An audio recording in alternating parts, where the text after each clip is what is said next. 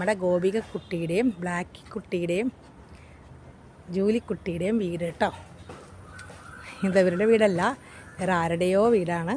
പക്ഷേ അതിൻ്റെ ഓണറൊക്കെ ഇന്നലെ മിഞ്ഞാന്ന് വന്നിട്ടുണ്ടായിരുന്നു. പക്ഷേ ഇവരെ ഓടിച്ചൊന്നും വിട്ടില്ല. എനിക്ക് വലിയ അത്ഭുതം തോന്നിയിട്ടോ. ഇനിയിപ്പോൾ അവർ ചിലപ്പോൾ മതിൽ കെട്ടാനുള്ള പ്ലാനിലാണോ എന്നറിയില്ല. എന്തായാലും അവരിവരെ ഉപദ്രവിച്ചില്ല കേട്ടോ.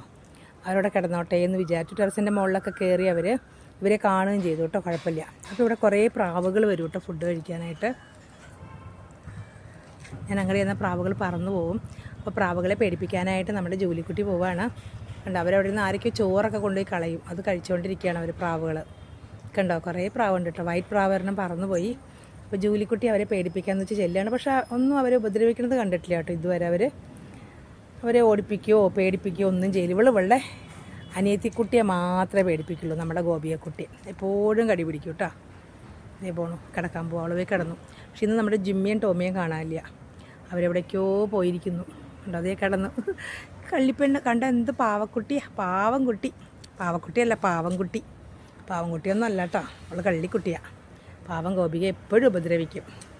അതാ പ്രാവുകൾ അവിടെ നിന്ന് ഭക്ഷണം കഴിക്കുന്നു. ഇവർ ഭക്ഷണം കഴിഞ്ഞ് വിശ്രമിക്കുന്നു. വിശ്രമിച്ചോട്ടോ.